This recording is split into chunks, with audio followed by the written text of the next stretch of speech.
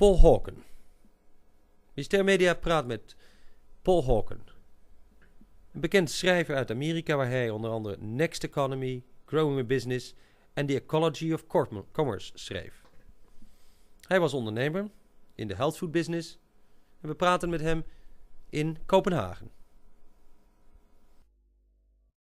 Basically into health food. No one called it. I was natural food, which is food, you know. I mean, it's so funny to call it New Age, but we just sold food that didn't have chemicals in it. So somehow that's New Age.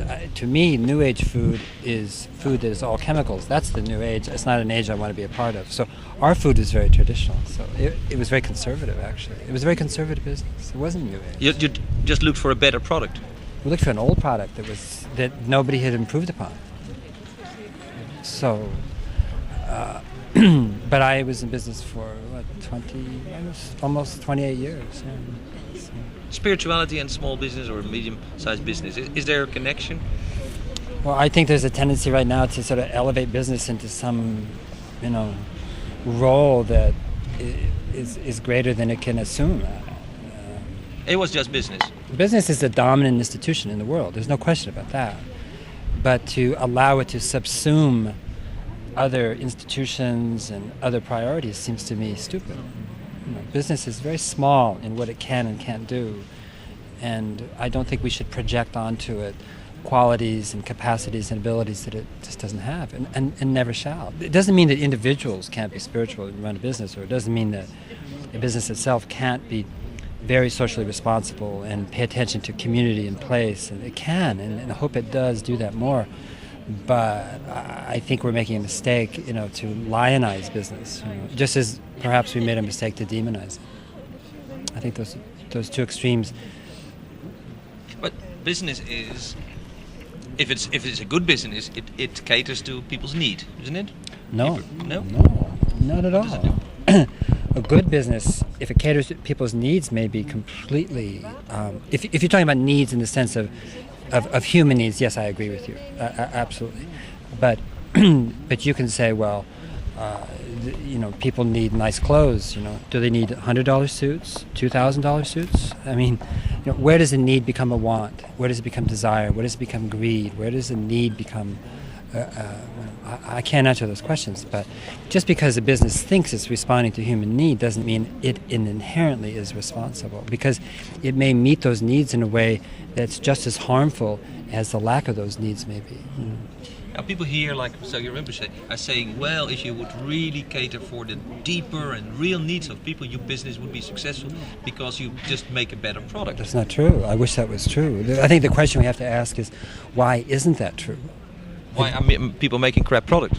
No, why? Yeah, exactly. Why is it that you can make things that are so harmful, so destructive, so cheap, and do very well? I think that's a more interesting question. I mean, that's a more honest question intellectually than to say, well, if you create a business that really meets human needs and so forth, you will succeed. That's not true. That's sort of the irony and the tragedy of modern business. You can make complete junk and become a billionaire. You can. What changed your mind? About business? I mean, you stopped being in business? Well, I never changed my mind about it. I mean, I grew up as an artist, and so when I went into business, my family practically disowned me. And I went into business because I wanted to learn. I didn't understand it. I didn't understand the mentality, the thinking. I still don't. When I read the editorial page of the Wall Street Journal, you can sort of see all of which is sacred and holy, and they made a map of the moon, and it's not the moon. Yeah, aspirations of human culture just crushed, in the editorial pages. So I still don't understand how such thinking could become so dominant in a culture. Do you? I don't understand. We've made it a deity. Yeah. Business is, especially in America. Yeah? Absolutely, and mostly in America. And so, I'm. That's where I go back to your original question. I'm very tentative, if not suspicious, when people start to sort of impute qualities to business that I don't really see there. And is it a necessity, business? Yeah, well, yes. Commerce is a necessity. Because you make something and I make right, something. and we exchange it. Right, exactly. And we don't want to be sort of a homunculus, some that does everything, because there's a kind of a selfishness in that is not good for community. It's not good for art. It's not good for growth, development, education. So we want to do different things, and that is very profoundly healthy. The exchange of those differences is healthy, and that's commerce. And at its heart, commerce is ancient and It's always been there. And always been there, yes. But business is different than commerce. Although some people say that commerce is a result of specialization in people. When we were all living as hunters, then suddenly someone specialized in making spears, and another specialized in killing this kind of animal. So people started to trade. Trading and commerce are ancient. Business is really only 300, 400, 500 years old, and it's very, very recent phenomena. And the modern corporation is really only maybe 100 years old. And the idea that a corporation could be a body, which is corporation means corporus, and have no liability for its actions in the world is a really very, very new technological, it's a social invention with profound implications. And the reason for it was that when the first conquistadors, really the conquerors from Europe, went to the new lands, to Americas and so forth, if their ships sank, their families and their children would be personally responsible. And so it inhibited exploration and actually exploitation. So the queen or the king in different countries chartered corporations and gave them limited liability, so that if your ship sank, you yourself did not have personal liability. Now, you can understand the practical... So this is where the word companies come from, like Verenigde Oost-Indische Companies. Yeah, limited liability. All corporations mean limited, which means that they are not limited personally for what they do collectively.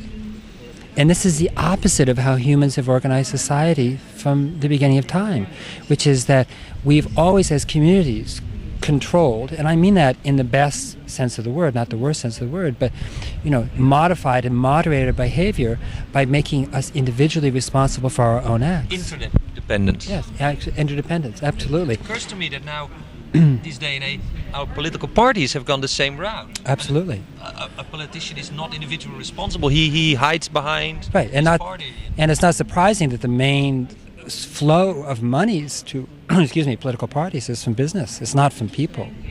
And so are you hoping that this move by Clinton fighting the tobacco companies is a good sign, or is it another political? It's both. It's a good sign, and it's a short-term political, convenience. But I think that overall, we're in a profound state of discontinuity that's going to cause great confusion in politics, in business, in society, religion. And it's a 40, 50, 60-year period, because the old assumptions that informed industrialism no longer are valid. And those assumptions are that we want to make each of us more and more productive, that the idea of economic success is to increase arithmetically, if not geometrically, human productivity. Well, we've done that. It's been a big success. But the way we do that is to substitute our work with natural resources through energy, materials, metals, minerals, etc. And what's happened is that right now the scarcities in the world have reversed. What we're running out of is the resources. What we have too much of is people.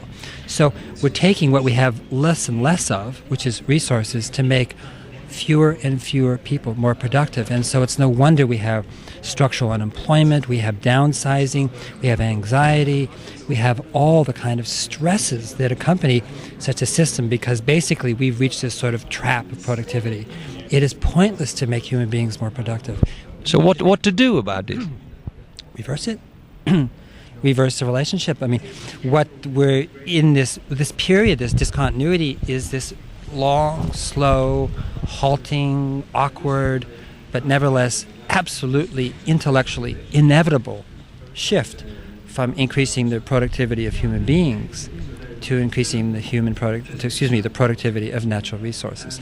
And that's what we're doing. And the very first early stages of the environmental movement were to start to give a cost to the damage, right?